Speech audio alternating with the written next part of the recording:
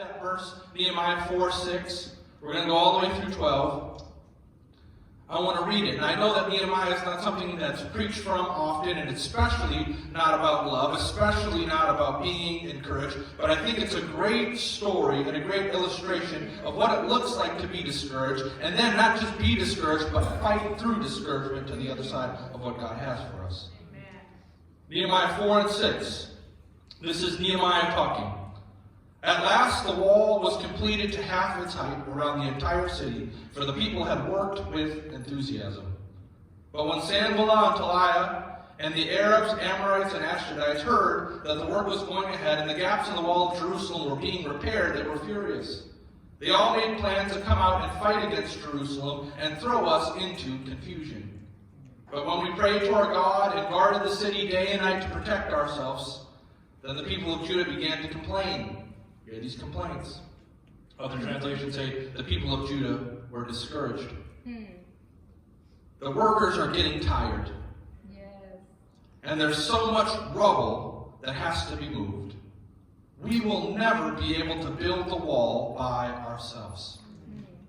Meanwhile, our enemies were saying, before they know what's happening, we will swoop down and kill them and end their work. The Jews who lived near the enemy came and told us again and again, they will come from all directions and they will attack us.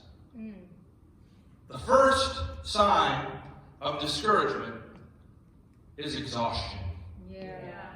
When you're exhausted. Now, I want to backtrack too, because there's an interesting piece at the very beginning where he says, we were halfway done with the wall. It was halfway complete when discouragement set in. I have a mentor in my life who always checks in with me. I meet with him every month. He's an incredible blessing. He actually came to Blue Oaks and talked to many of us, a national leader, a dynamic leader who's been doing it for decades and decades. He's at the end of his career. And he always checks in with me and says, Jeff, are you listening? He says, are you really listening? Not just to what people are saying, but to their body language, to the situation that you're in, to the feeling in the room. And are you picking out those things other people aren't picking out? Well, I want us to do that right now. Look at halfway through building the wall is when they become discouraged. And I'll tell you this. Discouragement happens at the halfway point. Yeah. It doesn't happen at the beginning. Anybody ever painted their house or done a remodeling project? At the beginning, you're fired up, right? You saw something on HGTV and you were like, that's my color right there. You went to Sherwin-Williams and you got a whole paint swatch. And you had all your friends over and you ordered pizza and you said, which color do you like? And you couldn't go to sleep at night because you were so excited to paint your house. So you were up at 1 a.m. painting all the walls of your house and you're like, isn't this fun? Right. Selfie of me next to the color on my wall. Look at how awesome it is. Late night home remodeling projects are happening. At the end of the project, you're like, we're almost done. We can plow through. We can get there. But it's the halfway point where you get discouraged. It's the halfway point, and I'm guilty of this again and again. I look at the walls, and I turn to my wife and say, we got twice as much to do now. We got to do this all over again. We're not even halfway, and then we got to clean up at the end. Halfway through is when we get discouraged. We lived in Chicago for years, and we would drive back to Minnesota all the time, and now we moved to Minnesota, and we drive to Chicago all the time. We must have made 100 trips back and forth to Chicago. And I can tell you at the beginning of every road trip, you got your music blaring, you got your snacks out. You're like, this is going to be so much fun. We have 7 hours worth of music, but we won't even get to it because we got so much to talk about. This is going to be the best road trip ever. On the other end, when we cross over into Illinois, all of a sudden you notice that everyone around you is not going 70 anymore. They're going 100 miles an hour past you. That's how you know you're in Illinois, by the way. And you're like, we're close, we can make it, we're so close. Well, we're coming back and we cross over that border into Minnesota. We're like, I see the signs, I see the street lights again, we're so close. But there's a halfway point between Chicago and Minnesota. I can't even remember the name of it. It's like Baraboo or something like that. It's the worst, right? You get there, there's no street lights, there's no gas stations, and you're like, we're only halfway there. We ran out of we can't talk about any, we ran out of all of our topics to talk about. I don't even like this music anymore. Why did I choose it? I've eaten all my snacks. And now we have to go, we're not even half. The halfway point is when discouragement sets in. That's a biblical principle. Oftentimes, we look at the map, and I'm a map guy. Before we had phones that would tell us where to go, we would go on road trips. We've been to Connecticut, to New York, to North Carolina, Virginia, Texas. You name it, we've taken a road trip there. And I would always do it from this big road atlas. You remember the road atlases that you had? And you stuck it in the door of your car, or you stuck it under your seat, and when you really needed it, you couldn't find it. You know that atlas that I'm talking about? And we would look over the road atlas, and I would say, okay, we went to Virginia, and to get to Virginia, we went through Pennsylvania, we went through Maryland, we did all these things. I had this elaborate route. The problem wasn't what we saw in the atlas. The problem, if you know for navigating, it's knowing where you are on the atlas, right? Before GPS came around, you're like, I think we're here. I think we're still in Pennsylvania. We might be getting to Maryland, though. I'm not quite sure yet, right? It would always be this like, oh no, where are we? It's important to know where you are. The Bible will give you the road map, but you're going to have to look for signs to figure out where you are on it. And so if you're feeling discouraged, know this, you're halfway there. Discouragement will tell you that you're done. Discouragement will tell you that you need to quit. Discouragement will tell you that there's no hope. But what we know from the Word is, when you're discouraged, you're only halfway there. You might think that this is the end for you in your relationship. You might think that this is the end for you in your ministry. But I'm telling you something, it's not the end. You're only halfway there. God has twice as much for you than what you experience. That's good. That was a side note. I didn't want to go down there, but I did anyways. There were 4 pieces that we just read about from Nehemiah when the people came to him in discouragement. And the first one is exhaustion, as we said. First one is exhaustion. When something takes longer than expected, you become exhausted. God created heavens and the earth. He created light. He set aside a Sabbath for us. Because at the very beginning, he said, you were made to rest. Your best requires rest. Remember that. Turn to your neighbor and say, best requires rest. Turn to your other neighbor who's half asleep and say, best especially requires rest for you. Your best requires rest. As a matter of fact, farmers figured out through crop rotation that rested soil actually produces better fruit. Rested soil actually produces a better harvest when you let the soil rest every once in a while. In 1893, here I'm going to go nerd on the history. I love history. 1893, Frederick Taylor did a study, the first ever study on the effects of rest in the workplace. People were working 6 days a week, 10 hours a day. Thank you, Frederick Taylor, for doing some research on this. And he found that rested people produced better results than tired people who worked more. That's how breaks were formed. That's how we had a shorter work week that came along. Rest is when we get our best. Wow. I remember I didn't used to drink coffee. I'm a coffee fanatic. If you see me, I'm drinking probably coffee. I joke that my blood type is coffee because I'm always drinking coffee. I have a coffee in my hand and every picture I see of myself now. But I didn't used to drink coffee. Our youngest daughter's 6 years old, and I know that because it's been 6 years since I've started drinking coffee. Right. And when we had our youngest daughter, she didn't like to sleep. Sleep was not her thing, right? So we'd be up all night with this baby. We loved her so much, but we would be up and we had almost no sleep. And Pastor Nicole and I would just be walking around tired. And I remember those days vividly because she would be walking around the house and I'd say, honey, I really love your hair. Your hair looks really good today. And she would say, today? What? You didn't like my hair yesterday? I liked your hair yesterday too. I just really like your hair today. Why are you lying? You didn't like my hair yesterday. I can tell by the way you looked at my hair you didn't like it yesterday. You saw that SpongeBob meme where he's like, I'm about to head out. Love you. I'm gonna head out. When you're tired, you're susceptible to criticism. Criticism hits you in a different way. And I picked on my wife, but I feel it even more deep. You ever been tired before and somebody just looked at you the wrong way and you just wanted to punch them in the face? You just don't want to hear them breathe. Exhaustion makes you vulnerable. Exhaustion makes you sensitive, but it makes you vulnerable. In Deuteronomy, it says when you were weary and worn out, that's when the enemy attacked you. When you're exhausted and when you're worn out, that's when the enemy strategically attacks you. That's when you start making crazy decisions that you look back on and say, why on earth did I do that thing? You were exhausted, that's why. Why did I read so far into that and overanalyze that and completely self-destruct? Because you were exhausted, that's why. It's not much deeper than that. I preached a sermon a while ago, some of you were probably here when I talked about the spiritual power of naps with Elijah, right? Elijah who calls down fire from heaven. Elijah who's probably the most powerful and spiritually dynamic person to ever live outside of Jesus. Suddenly gets exhausted, and when Jezebel wants to kill him, he sprints away, runs away for miles into the woods and says, I'm not doing this anymore, God, I'm done. And it was all because he was exhausted. He took a nap, he had a snack, and all of a sudden he was back at him, marching again. Exhaustion will cause you to do some crazy things.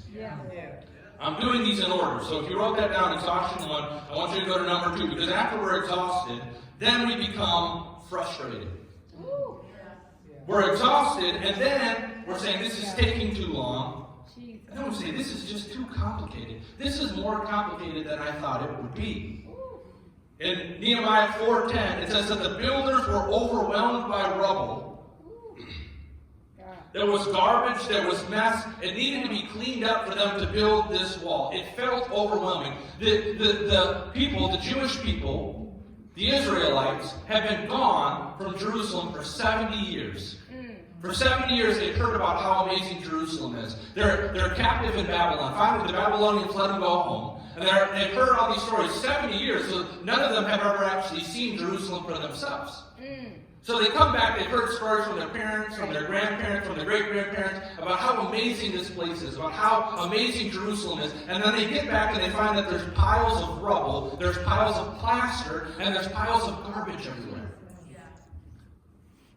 Isn't that a metaphor for us in life? We have all these piles of junk sitting around in different areas of our life. Self-destructive thoughts, garbage relationships. We call it baggage, but the baggage is just full of garbage. And we get overwhelmed by the complexity of trying to build a life when there's so much garbage everywhere. We feel overwhelmed by it, as a matter of fact. I want to build this beautiful thing. I want to accomplish all of these results, but there's so much garbage that's getting in the way of it. I have an office that's far from our home. In my office, I'm a scattered person. If you know me, at times I can be a little scattered, and my office represents that. I have piles of paper, I have random knickknacks, I have office supplies everywhere, and I decided that I was going to clean this office up, that I was going to throw away the stuff that I didn't need, that I was going to take the stuff out that I did and bring it home. And so I was cleaning this office, and about half an hour into it, I was just like, I barely made a dent in this. This is an absolute mess. And so what I did was I tried to get smart. I went in, we have a mailroom with all these empty cardboard boxes. So I grabbed a bunch of cardboard boxes and I tried to get slick, and I just started throwing stuff in the cardboard box without sorting it. I was just dumping it in. And about an hour of the way in, I realized that even that was barely making a dent in it. So I just kicked the cardboard boxes underneath the desk. True story. To this day, there's cardboard boxes sitting under my desk full of junk because I'm like, I can't do it. It's too much work. It's too complicated. And I don't have the patience to deal with it. Anybody been there before? Yeah. You started cleaning. You're like, this basement is a mess. I'm going to pull everything out. I'm going to clean it all up. Halfway through, you're like, honey, put everything back. We're fine. It was fine the way it was. I'm sorry that I stressed about it. It's not even that bad. That's what happens for us in life.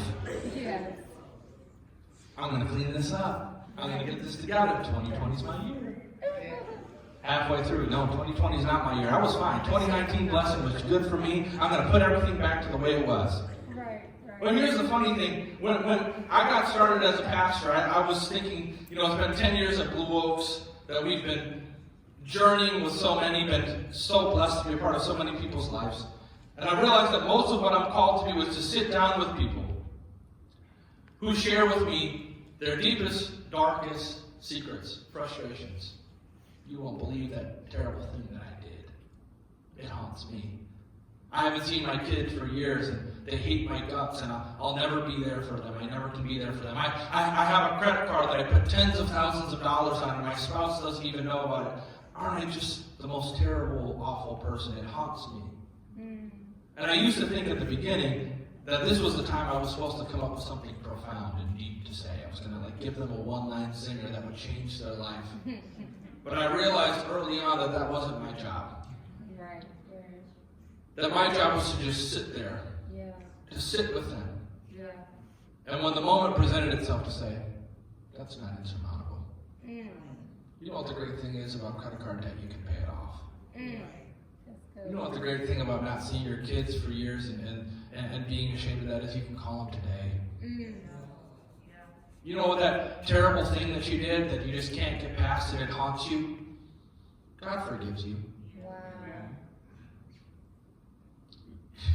I love King David. King David, God called King David a man after his own heart. Yeah. Anybody remember some of King David's backstory? Yeah. He watched Bathsheba take a bath, pretty dark stuff. Then he slept with her, had a kid, and then killed her husband. Yeah. And it was after that, not before, it was after that that God said, he's a man after my own heart. I go, what? Yeah. Yeah. Is God an adulterous God? Does God kill others? No, he doesn't. But here's the thing.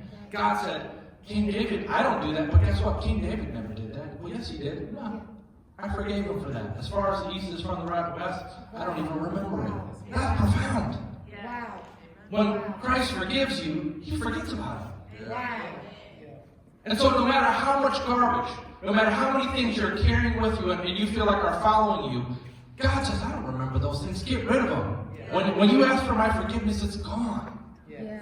Get rid of the garbage. King David actually wrote, turn to me, God, and be gracious to me, for I am lonely and I am afflicted. He repented to God. He confessed, and the Lord removed the garbage and the piles of junk that were in his life. Why are these clean it up TV shows so popular? Right. There's something very empowering about taking control of your life and getting rid of all the junk, right? Yeah. There's somebody on Netflix called Marie Kondo. I made Pastor Shamara watch a whole episode of that. Remember that, Pastor Shamara? Are you here? Okay. And at the end I said, was that the most amazing show you've ever seen before? And Pastor Shamara looked at me and she said, that was very interesting, Pastor Jeff. Was that a good impression? Yeah, she didn't love it as much as I did, but there was something for me that was so empowering about it. I'm like, man, look at the way they just cleaned everything up. They got a fresh start. We need to take that same mentality to our life. It might feel overwhelming. It might be discouraging, but when we give it to God, when we repent, when we step in a new direction, suddenly we experience freedom. Freedom. First, we're exhausted because it's taking too long. Second, we're frustrated because it's too complex and too messy. And then we arrive at our third place, which is we start to doubt our own abilities. Wow. The third is self-doubt, if you're writing this down. We're exhausted, we're frustrated, and then all of a sudden our confidence gets shaken. We see in the story that they say, we're exhausted, we're tired, this is taking longer than we thought. And there's piles of rubble everywhere that we are having to clean up. That's a mess. We'll never be able to clean it up. But then the third one that really blows my mind is I go, and we can't even build it. We can't do it. Well, you did half of it. And actually, the base, the foundation is the hardest part. You can do it. But suddenly they're starting to doubt their own abilities. They're listening to the tribes that are around them that are talking trash, that are telling them that they can't do it. They suddenly believe that they can't do what they've been doing all this time. Wow. Self-doubt. Do you know what encouragement is? Do you know what it means to encourage? Mm-hmm. It means to actually put encouragement into another people, to put courage into another person. Mm-hmm. Yeah. Actually, if you look it up, it means that you actually put bravery in someone else. Wow. When you give an encouraging word to another person, you put bravery inside of them. That's good. If you hear an encouraging word for yourself, you become more bold. You are more willing to take a risk, and you are more confident in your own abilities. Yeah. That's what it means to encourage someone else. On the opposite side, when you discourage, you're taking away some of that courage from someone. Wow. And so here are these tribes that are around that want Israel to fall, that want Israel's wall to fail, and they're trying to steal away some of that boldness. They're trying to steal away some of that courage. They're disheartening them. There's a crisis of confidence that happens in our life when we fail. There's a crisis of confidence that happens in our life when we just make a mistake. Yeah. There's a crisis of confidence that happens in our life when we take an L.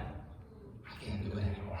Right. I messed up. I just don't have it anymore. I know I've done it in the past, but I don't think I can do it anymore. I don't have it anymore. That's self-doubt. That's a lie from the enemy. You can do it. I'm here to tell you. I'm here to encourage you. You can do it. Yeah. You know, every time you hear a successful story about somebody who's done it big, they always have a backstory, right? Yeah. I failed here, and I failed here, and I failed there. Because successful people fail, and they use it as a learning experience because their confidence isn't shaken. Yeah.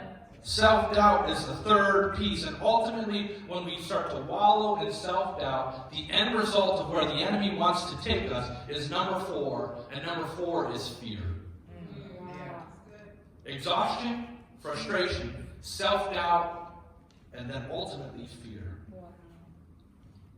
The enemies that were all camped around Jerusalem wanted to go in. This was a violent and brutal and dark time in the history of the world.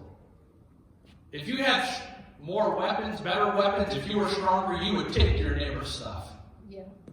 And so this wall was very significant to the Israelites. It was very significant because before they could rebuild this city, before they could put it in the stores, put it in the homes, they had to first build a protective wall to keep away their enemies who wanted to come pillage, who wanted to come destroy, who wanted to come and kill them. Yeah. So this was a very significant time. And they were surrounded by all of these naysayers who were saying things like, no, it doesn't matter if you build this wall, we're going to kill you. They actually would come to the wall and be like, they don't even know how to build it right. Look at this. Yeah. They would mock them, it says, to each other and say, can you believe they think that this wall is going to keep us out? They don't even know what they're doing. And the people started to believe it. Wow. We see in Nehemiah 4:14, they actually say that the people who lived closest to the enemy were the people who brought it back to them the most. I kept saying, we're going to get killed. It's not going to work. It says the people who lived in the closest proximity to the enemy reported 10 times that this doesn't make a difference. This won't work. Look at this idiot. He doesn't know what he's doing. Look at this terrible work, they would say.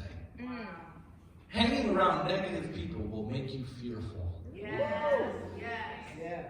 If you hang around people who are constantly being negative, you will experience fear and anxiety in your life. If you are crippled by fear and anxiety, that means you need to get away from the negative people that are constantly speaking worst case scenarios. Yeah. Fear is a result of discouragement. And it's a result of being around negative people. But don't be discouraged. We know that you're halfway there. Yes. I'm here this morning. I don't have a long message. I don't have anything theoretical that I want to go down to. I just want to be here to speak encouragement into you. Yes. Don't give up. Yes. You're only halfway there. Yeah. Don't give up. Don't fall into a cycle of despair, a cycle of discouragement, a cycle of depression where things are getting worse and you're feeling overwhelmed. Let me put some bravery inside of you right now. Let me encourage you to tell you that you got this, that there is hope. Hallelujah. You might need to change your strategy, but the goal is the same, and you need to start spending time with some life-giving, positive, overcoming people. That's it. Let discouragement be an alarm for you, because discouragement can be a good alarm for you. It can be telling you that your goal is right, but your strategy is wrong. Wow. And that's what happened for Nehemiah. Nehemiah said, I wanted to send these people back out, but I need to develop a new strategy. And if you know the story of Nehemiah, the next thing that he does in verse 14 is he comes up with a new plan, a new strategy to say, hey, we're going to keep building this wall. We're not going to stop. But from now on, half of us are going to build, and the other half are going to pray, and we're going to stand guard to protect it. He says, what we've been doing and the goal we've been fighting towards is the right goal, but the way that we've been doing it is leading us to discouragement. So I'm going to tackle this thing from a new way. And from now on, half of you work, half of you pray and guard it, because the enemy is coming too freely, talking too much trash, it has too much proximity to us. And the Lord is saying to you today in your discouragement, it's time for a new strategy. Yeah, that's a word. It's time for a new strategy. You were like, 2020 is the year I'm going to lose 20 pounds and make 20 new friends. And now it's February and you haven't lost a single pound and you've lost friends. You know what? You know what? You're discouraged But maybe let your discouragement be telling you you need to come up with a new strategy for how you do it. That's good. That's so good. Remember the Lord, but shift your focus. Wow. If you want to change your feelings, you have to change your mindset. Wow. You need to shift your focus. You need to change your strategy.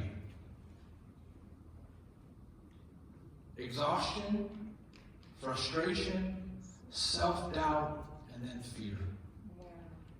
If you're there, and if you're with me, I want to invite you, will you stand with me right now? To say, I'm going to break that. I'm moving out of a place of discouragement, and I'm moving into a new strategy, a new beginning for my life. I'm taking it back. Nehemiah looks at his people and he says, fight for your brothers.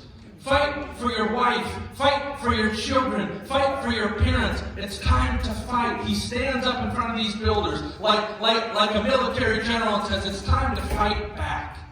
We're not going to let fear bully us anymore. We're not going to succumb to exhaustion. We're not going to succumb to frustration. We're not going to lose our confidence. No, we're going to stand up. We're going to shift our strategy, and we're going to move forward towards that thing that we were always chasing. Yes. Yeah, that's good. Let that be a word for you today. If you're discouraged, if you're worn out, if you feel like you're not getting the results that you wanted in your relationship, in the goals that you've had, maybe in your job, I've been there before. You look at that project you've been working on, you say, if I look at that thing for one more minute, I'm going to destroy the computer and everything else on the desk because I can't do it. Maybe you're in a relationship and you're like, I can't keep going. We've been trying this and it's just not working. Guess what? You're only halfway there and the goal is obtainable. You just need to shift your strategy. You just need to be around more life-giving people. It's time to fight back. The problem with fear is fear paralyzes us and it steals our joy, but even more so, it steals all of